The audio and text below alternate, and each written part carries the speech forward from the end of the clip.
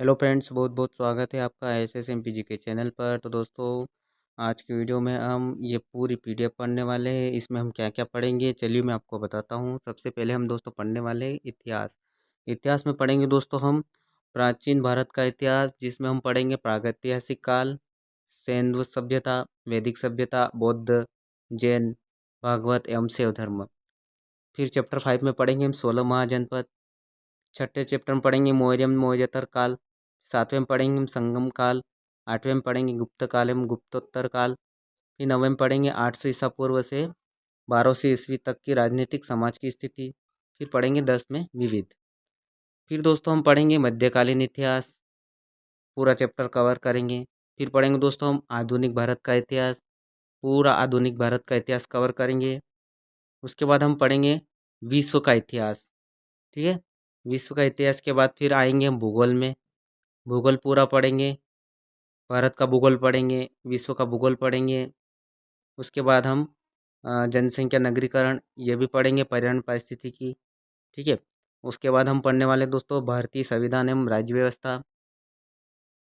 ठीक है, पूरा कवर करेंगे दोस्तों, भारतीय अर्थव्यवस्था को कवर करेंगे। फिर आएंगे दोस्तों हम विज्ञान में हम दोस्तों फिजिक्स यानी भौतिक विज्ञान पढ़ेंगे, केमिस्ट्री यानी कि रसायन विज्ञान पढ़ेंगे, बायोलॉजी पढ़ेंगे। उसके बाद विज्ञान और प्रौद्योगिकी।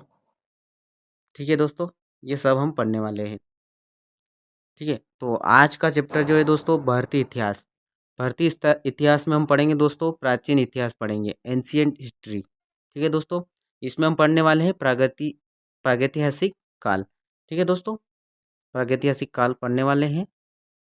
ठीक है, तो प्राचीन पुरातात्विक स्थल कालीबंगन है। कहाँ है दोस्तों यह राजस्थान राज्य में। दोस्तों कहाँ है? राजस्थान राज्य में ये।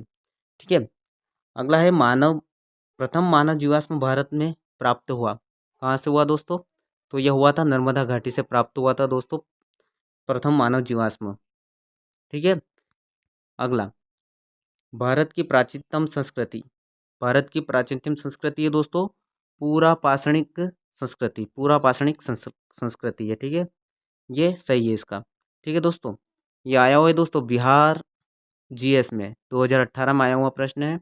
ये सभी प्रश्न आए हुए हैं दोस्तों।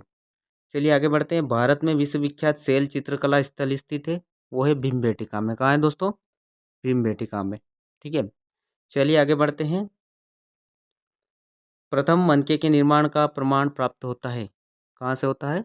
पाटने से। ठीक है, चलिए चिरांदपुरा स्थल पर प्राचीनतम के अवशेष मिले तो नवपाषाणिक संस्कृति। आगे बढ़ते हैं। जिस काल में कृषि कर्म का प्रादुर्भाव हुआ वह कहलाता है, उसे हम बोलते हैं नवपाषाण काल। ठीक है, जिस काल में कृषि कर्म का प्रादुर्भाव हुआ उसे हम बोलते हैं नवपाषाण काल। ठीक है, बिहार एपीओ में आया हुआ प्रश्न है। दमदमा पूरा स्थल स्थित है, तो उत्तर प्रदेश में है दोस्तों। चलिए आगे बढ़ते हैं। कैल्कोलिथिक युग कहा जाता है, तो दोस्तों ताम्रपाषाण युग को कैल्कोलिथिक युग कहा जाता है। ताम्रपाषाण युग को कैल्कोलिथिक युग कहा जाता है। मनुष्य द्वारा पहली बार नियोलिथिक युग में पालतू बनाए जाने वाला पशु था, तो पालतू बनाया जाने वाला पहला पशु था कुत्ता था दोस्तों। कौन था? कुत्ता। न्योलिथिक का अर्थ है, न्योलिथिक का मतलब होता है दोस्तों नवपाषाण काल। न्योलिथिक का अर्थ क्या होता है? नवपाषाण काल। ठीक है, चलिए आगे बढ़ते हैं। पाषाण युग में काटने के लिए सामान्यतः प्रयुक्त उपकरण को कहा जाता है, उस उपकरण को दोस्तों हम गड़ासा बोलते हैं। ठीक है, चलिए आगे बढ़ते हैं। सिंधु सभ्यता की तरफ बढ़ते हैं हम। सिंधु घाटी सभ्यता के प्रमुख नगर का नाम है दोस्तों लोथल। लोथल एक प्रमुख नगर है वहाँ का। इस समय मोहनजोदड़ो कहाँ पर है? तो इस समय दोस्तों मोहनजोदड़ो है पाकिस्तान में। कहाँ है दोस्तों? पाकिस्तान में। हड़प्पा का उत्खनन किया गया था 1921 में किया गया था दोस्तों, हड़प्पा का उत्खनन 1921 में हड़प्पा का उत्खनन किया गया था। हड़प्पी संस्कृति यानी कि सिंधु संस्कृति के उपकरण निर्मित थे, तो क्या क्या थे दोस्तों? एक ताम्र यानी कि तांबा और कांसा से, ये कांसा से बने हुए उपकरण थे मतलब। चलिए आईआईटी खड़गपुर के अध्ययन दल की रिपोर्ट के अनुसार लगातार डेढ़ डेढ़ वर्षों तक न के बराबर वर्षा का होना सिंधु घाटी सभ्यता के पतन का कारण था, तो इसका सही आंसर है 900 वर्षों तक दोस्तों वहाँ पर बरसात नहीं हुई, जिसके कारण सिंधु घाटी सभ्यता का पतन हो गया। चलिए आगे बढ़ते हैं। सिंधु घाटी सभ्यता की सबसे महत्वपूर्ण विशेषता। सबसे महत्वपूर्ण विशेषता है दोस्तों यहाँ के नगर नियोजन। ठीक है दोस्तों, सभी प्रश्न आए हुए हो दोस्तों। सिंधु घाटी सभ्यता की प्रकृति कैसी थी? नगरीय। ठीक है, वहाँ पर गांव नहीं थे, नगर ही थे। ठीक है, वह हड़प्पा कालीन स्थल जहाँ से हल्का टेराकोटा प्राप्त हुआ उसे हम बोलते हैं बनावली। क्या बोलते हैं दोस्तों? बनावली। हड़प्पा और मोहनजोदड़ो के उत्खनन से संबंधित थे।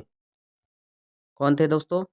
आर.डी. बनर्जी, दयाराम साहनी, ठीक है, और के.एन. दीक्षित तथा एम.एस. वत्स, ये थे उत्खनन से संबंधित।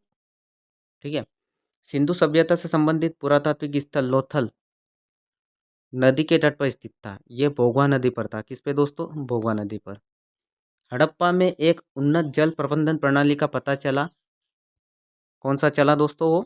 वो था धोलावीरा में। ठीक है, कहाँ पर चला? धोलावीरा में। हड़प्पा में मिट्टी के बर्तन पर सामान्यतः उपयोग हुआ।